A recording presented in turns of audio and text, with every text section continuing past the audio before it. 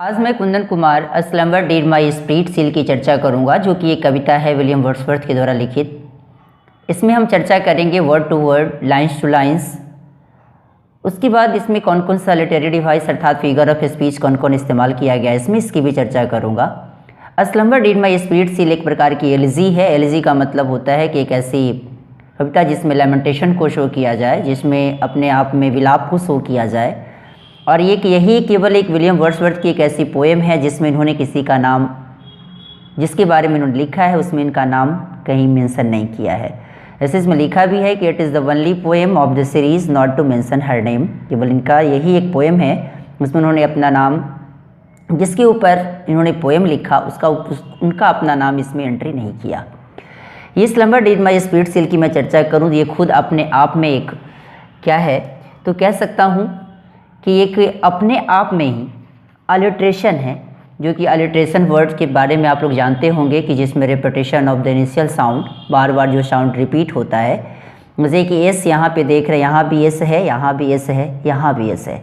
इस प्रकार के रिपीटेशन ऑफ साउंड को हम अलिट्रेशन कहते हैं। और अलिट्रेशन को मेनली दो भागों में बांटते हैं, एक को कहते हैं कंजोनेंस और एक को कहते हैं एजोनेंस। एजोनेंस का मतलब क्या होता है कि जब कोई sound repetition of vowel sounds, बार बार जब रिपीट कोई वावल साउंड करेगा तो उस कंडीशन में उसको हम एजोनेंस के नाम से जानते हैं। और जब कोई साउंड जब अगर कंसोनेंट साउंड बार बार रिपीट करेगा तो उसको हम कंसोनेंस के नाम से जानेंगे। इसी में जो ये slumber did my spirit seal, ये क्या है, तो एक अपने आप में एक अलिट्रेशन है। दूसरे की बात क्यों, क्योंकि इसमें एस एस बार बार रिपीट किया जा रहा है। इस पोएम में ज़रा सा मैं चर्चा करूं तो एक जिसमें this poem is about the death of a loved one. ये जो कविता है ये किसके बारे में, किसी की मौत पे लिखी गई है, जो कि बिलव्ड भी कभी किसी बुक में आप लोग पढ़े होंगे तो पता होगा कि उसी के रिलेटेड इसमें बिलव्ड के बारे में भी चर्चा की गई है। How does the poet feel when he thinks about her death. अगर सोचते हैं, देखते हैं कि कब वो किस समय कैसे उन जिसके बारे में सोचते हैं उसका कैसे डेथ हो जाता है। और how does he imagine her to be after death. और सोचिए ज़रा सा कि वो कैसे आफ्टर डेथ, उनकी मृत्यु के बाद कैसे अपने आप को कल्पना करते हैं उसके बारे में जिसकी मौत हो गई है। इसमें ज़रा सा मैं चर्चा करूं कि slumber did my spirit seal I had no human fears. कहता है कि ये गहरी नींद जिसने मेरी आत्मा को बिल्कुल ढक लिया है, सील कर लिया है। I had no human fears, मेरे पास किसी भी मानव जाति का कोई डर नहीं है, कोई डर नहीं था। She seemed the thing that could not feel the touch of earthly years. कहते हैं कि जो इस धरती के समय के स्पर्श को महसूस नहीं कर सकती, ऐसी she seemed the thing that could not feel the touch of earthly years, जो इस धरती के समय को स्पर्श तक को महसूस नहीं कर सकती अब ये, क्योंकि मर चुकी है वो। No motion has she now no force she neither hears nor seize.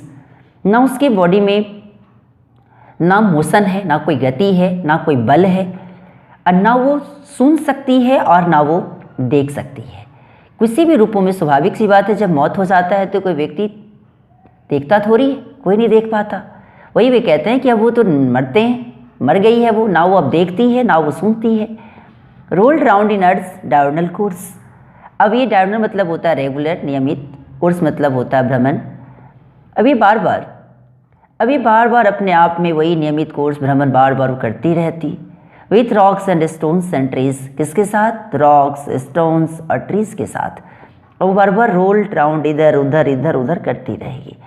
इसमें अभी हम जैसा चर्चा करें कि इसमें लिटरेरी डिवाइस कौन कौन है, तो मैं भी देखूं कि इसमें आपका एजोनेंस भी मिलेगा। जैसे कि स्प्रिट सील की चर्चा करूँ, आप यहाँ देख रहे हैं एसपी स्पिरिट आई सील ई साउंड, यहाँ भी ई साउंड रिपीट हो रहा है इसलिए इसमें एजोनेंस है ये।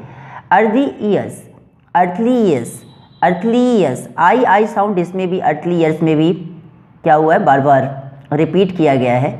दूसरे की बात करी जाए कि रोल्ड राउंड देख रहे हैं ना, आर भी अलिट्रेशन में आर को अगर लूँ तो ये आपका कंसोनेंस हो जाएगा।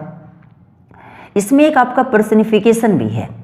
पर्सनिफिकेशन का मतलब क्या होता है कि when a poet treats a non-living thing or an idea as a living being having human attributes or feelings, he use what we call personification। जब वो किसी समय एक ऐसा बींग्स जो कि नॉन लिविंग भी हो फिर भी वो किस रूपों में काम करे तो ह्यूमन बींग के रूपों में काम करे, पर्सनिफाई करने के लिए हम जिसका इस्तेमाल करते हैं उसी को हम पर्सनिफिकेशन कहते हैं। जैसे कि स्लमर और सील, जो कि भी आप देख रहे, नींद को क्या करना, बंद करना, उसे बंद कर देना। सील मतलब होता है बंद कर देना। और सोचने वाली बात है, नींद को कभी कोई बंद कर सकता है, लेकिन फिर भी आप इसे बंद करने की बात इसमें किया गया है। दूसरे की बात करा जाए कि इसमें एक मेटाफर भी है। मेटाफर कौन है? तो मेटाफर के बारे में पहले से भी आप जानते हैं कि मेटाफर क्या होता है। तो metaphor is a kind of comparison and it establishes total identity between two objects, जो कि कह सकते हैं इनडायरेक्टली कंपैरिजन जिसके लिए हम कराते हैं उसको हम कहते हैं मेटाफर। जो कि मेटाफर जो वर्ड है वो मेटाफोरा या किसी बुक मेटाफोरा के नाम से उसको जानते हैं। और मेटाफोरा का मतलब होता है कि ट्रांसफर ऑफ सिग्निफिकेंस। दूसरे की बात करा जाए कि ये जो है वो क्या, अर्थ्स डायगोनल कोर्स जो अभी आप यहाँ देख रहे हैं, ये अर्थ डायगोनल कोर्स, ये भी क्या है, तो ये भी एक अपने आप में यहाँ से यहाँ तक का पार्ट आपका मेटाफर है। दूसरे में इसमें इमेजरी का भी इस्तेमाल पोएट ने किया है। इमेजरी क्या होता है? तो imagery is use to make the readers feels things through their 5 senses.